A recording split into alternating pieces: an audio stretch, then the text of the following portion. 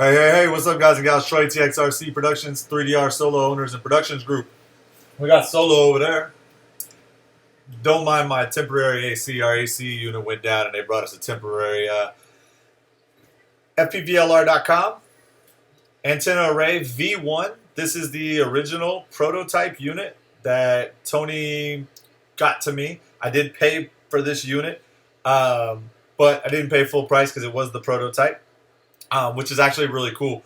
At least I think so, that I got pretty much the very first one ever made. Been using this one. Everybody knows I've done some mods to my backpack for it. I've done mini reviews on it. It works. I have seen crazy improvement with the FPVLR antenna. Was it consistent? Not 100%, but I'll be honest. I think a lot of that had to do with Solo at the time. And I do plan on running another full spec comparison, which actually I did. Against some other products, like this pretty box, which is Tough Leash. We will get inside the box and eventually. I know everybody's seen the box, but that's the box. It's actually much bigger than I expected it to be, especially for something that's supposed to be about this big. It is quite a large box. That all being said, I, since making my test runs with the different antennas, have had this show up from FPBLR. This is actually a V2. This is the final V2 production unit. This is a real true unit. As you can see, it is much more polished when you look at it compared to the FPVLR antenna that I had that was a prototype. Am I saying that the prototype wasn't polished and very well done? No, it is actually really, really well done for a prototype. And we'll get further into that as we unbox the Tough Leash. But the only real things that have changed on here are, you can see that the coils are actually both right and left hand turned on the green one, which is the new V2, as opposed to simply a right hand turn, I believe is what that would be considered on the upper one. The cables on the back side, instead of being just hastily put on there where it's kind of off center, are now centered. And the plate, different slightly, reduce a little bit of weight on this one, and it also has the Velcro plate that attaches to it, so it attaches to the radio. So I can say this one, the solders on both of these are immaculate. I mean, they're laid down, soldered nice and awesome, and you'll see this again on the Tough Leash when we do the full comparison. I'll show some pictures, but you can just see that, you know, both are high quality. This one, haven't tested yet. Just got it in the mail a couple days ago. It will be tested. This V1 prototype is actually going to be up for grabs very soon, so you guys keep a lookout on the YouTube channel and the Facebook page. We're going to do a really awesome holiday giveaway this year. I've already got a ton of stuff lined up to give away. I'm going to give away that smart battery. I'm just going to go ahead and get rid of it as part of the holiday.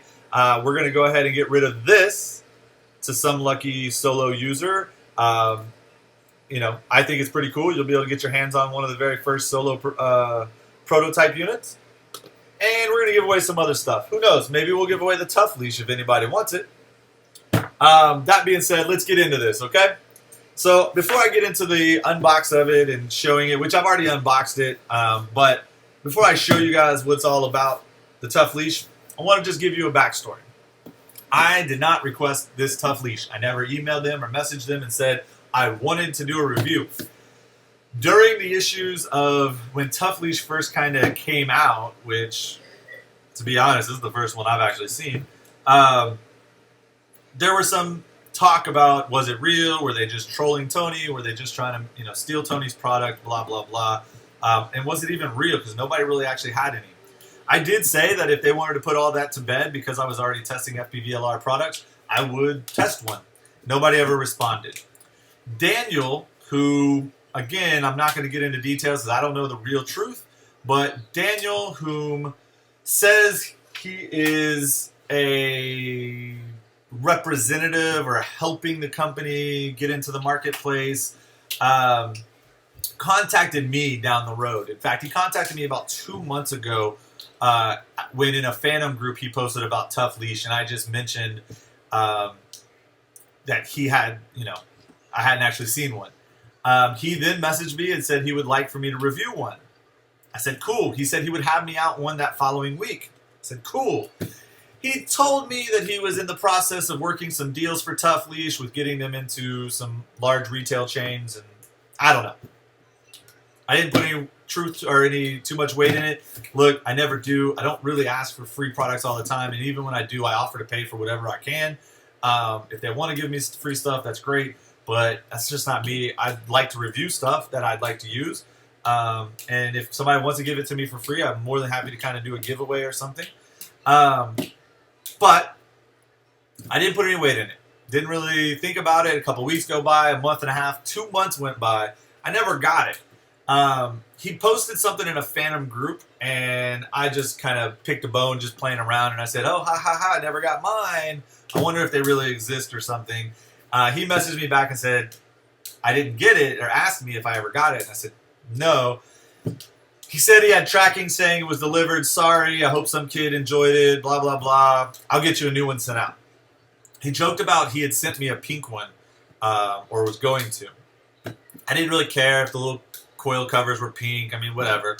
I just told him, I said, cool, send it to me, and I'll do a straight-up review, against the FPVLR. I'll do some comparisons, too.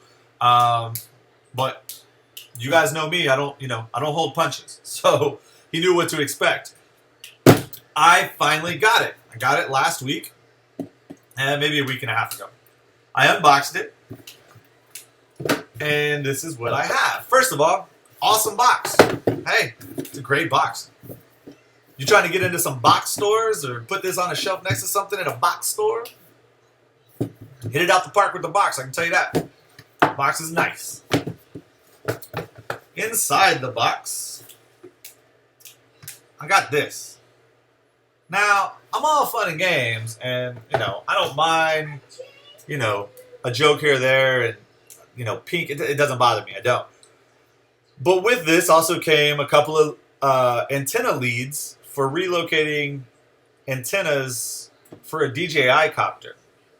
Mix that with the white base plate, and I got sent a Phantom kit.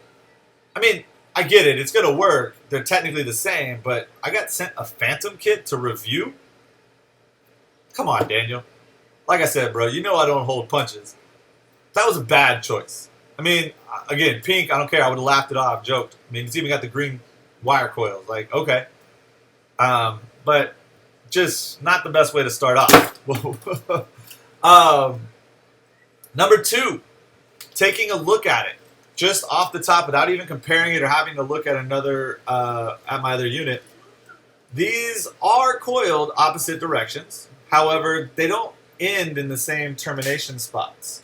And what I mean by that is, you can see this one ends here, and that one ends there. Look at Tony's V2. You see how they technically end in the exact same spot on the opposite sides of each other? Just a little weird. Just saying. I'm not 100% sure why. The spacing on the coils, which isn't very easy to see, is not great. It's not the same. There's a couple of bends here. Here it's a lot tighter than it is on the next coil up. If you look at Tony's, first of all, it's got 1, 2, 3, 4, 5, 6. This is the V2. 6 coils. This one's got 4. Tony's here does have 4. The V1, which is probably the one that they took a look at before they made this. And I say that because look at the back, the plates. I've taken some measurements. They're exactly the same punch-out sizes. For somebody like these guys saying they didn't just buy a FPVLR and copy it, they sure did get a darn spot-on backplate made with the same hole spacing and everything. It's a little odd. Initial impression, the Tough Leash, it's bulky. It's huge compared to even the V1, which it's just got excess plastic. There's just no need for all the extra. I mean, it's big and bulky. It looks like a painter's palette, too. I mean, I don't know who thought of that design, but I'm sorry, I don't like it. This design I actually do like. It's got a nice flat base to where it sits on solid surface. Anyways, that's that. Another impression, just looking at it. The soldering jobs on this are horrible compared to FPVLR Tony. It's like they didn't even know how to use flux. They got flux everywhere, as you can see. They tried to clean it off, but I don't know what it is that they're using. And it almost looks like cold solders too. They're not very shiny. These wires are huge. Not only long, but just fat. I don't know. And they are just flooded. I mean, you can just see the knuckle there of just flooded with solder. I don't know. Will it affect the range? I don't know. I've already done the range test. I don't know what affected all the ranges, but I'll just say that you never know. And pictures are going up with these, by the way, side-by-side comparisons. And here's the front. You can just see the nuggets. Look at right there. The nugget of gooped on solder. And you can't really see, but even on the back side of that solder, it's not even soldered on the back side of the wire. It's just on the front side. Again, is it going to affect anything? I don't know. Looking at Tony's, which you've seen the side-by-side, look how nice and clean and laid down, smooth, buttery, and shiny those solder joints are. Just, this is a prototype unit, and it's polished, and I mean, I would have bought this for full price. I mean, there's no reason why not. I don't know. These are just my impressions out the box. This is, you know, without doing any bench testing or flight testing. Yeah, so that's that. The helical antenna. Not a lot of consistency in any of it, really. I mean, it's just there, and it's, you know, it is what it is. This one, polished and nice. V2, plenty more coils. I guarantee you this is going to get much more range, but who knows? So that brings us to our bench tests. So, bench test. How did we do a bench test? We took ARC radio and we set the radio right here. I powered it off, put on the stock duckies, powered Solo off, who was over there where it is now. Put the duckies on, powered on the radio, and then powered on Solo with the radio facing Solo. We do this because with directional antennas and any antenna, when you first cut both devices on, it actually syncs up to the highest, strongest channel. So if you don't have your antenna pointed at it, it may not pick the right channel. So even though these are omnidirectional antennas, and these are not the duckies, but those are the free skies, the duckies sitting on the bench got a dBi of minus 25. Now, the bigger the negative number is in, minus 25 is 1 dB technically less than minus 24. Minus 24 is higher signal strength. So the lower the negative number, the higher the signal strength. So stock duckies, minus 25. Powered everything off, installed the tough leash, powered everything on. There you go, minus 23. We then put in the FPVLR, powered everything off, obviously, powered everything back on, and significant improvement even over that, negative 19. There's a clear difference. There's 6 dBs difference in strength of the stock versus FPVLR V1. 5 dB or 4 dB better than the tough leash. What does that say? I don't know. It's just bench testing. I don't know. I just wanted the data. From there, we took that bad boy and we went outside. We took it to the park over at Zilker and we did some flights. I took off and I went up as fast and as far as I could to 150 feet and cruised. Some interesting results. We did this on 1.3 firmware, the new firmware, which is dialed in. Man, on rubber duckies, we got 2,661 feet. That is a half mile darn near. I know that's not phantom miles and 3 miles for an Inspire, but what we know of the Solo, that's darn good. And not only that, it had crystal clear picture up until the last couple 100 feet where it started kind of getting choppy and then just cut out actually I don't even think it cut out 100% as it lost signal. We did this at 150 feet for all of them. So we came back, I landed, cut everything off, changed the antennas, cut everything on. Next was the Tough Leash. Now the Tough Leash was interesting. I went up to 150 feet and I got out to just above 2,000, almost 2,100 to 2053, and it RTH'd. It picked up the controller again almost instantaneous, but it RTH'd. Now, when it RTHs, and I had the RTH set at 150, we know that it actually will gain 35 more feet. So it actually went up on its way back to me to 183, and I decided to take control again and try to shoot further out, which got me to 2433 at 180 feet before it cut out. Signal strength was negative 68. The stock duckies cut out at negative 70, just so you know. It came back. We landed. We threw the FPVLR setup after powering everything on and off. And we got out this time to 4,377 feet at negative 7 dB before it cut out. And you can see the pixelation a little bit, but before that it was pretty much crystal clear. And this was the FPVLR V1. 4,377 feet at 153. That's almost a mile. Not quite, I know, it's about 3/4. That's almost a mile. That's pretty darn good. This was in an area that typically I barely get 1,500 feet before the new 1.3 on any setup as far as free sky or rubber duckies. So I was super impressed.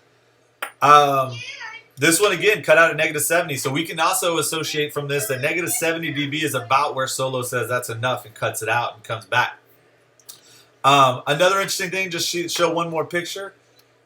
It caught connection back at 3,732 feet at 185. Remember, it went up 35 feet because of the RTH. It still got 3,700 feet when I got reconnected. That's awesome. So that's the deal. That's the data between Tough Leash, FPBLR Tony's prototype V1, and the stock duckies that come with Solo. You guys do what you wish with the information. I'm not going to badmouth or bad talk. All I can say is, quality-wise, the FPVLR's got it. Daniel and Tough Leash, you guys want to step up your game. I guarantee you that if you tighten up some of your, quality control, you're probably going to get a little bit better distance, and you might actually match Tony. Appreciate it. I really do. I really want to say thank you to Daniel and Tough Leash. I do appreciate getting this out to me. We are going to give it away as part of our, promo next month for our holiday giveaway. It's a great, it's a great add-on. I mean, hopefully you can get some different results out of it than I did. But, somebody will get it. I don't know. FPBLR Tony, man, thank you again for hooking me up with this one, which, yes, I paid technically for, but this one, thank you. I really, really appreciate it. This one's going to be my main rig purpose right here. This is going to go on, and we're going to use this every time. You guys fly safe, fly smart, fly 3DR. Look out for our giveaway. It's coming up real, real soon, okay? Peace.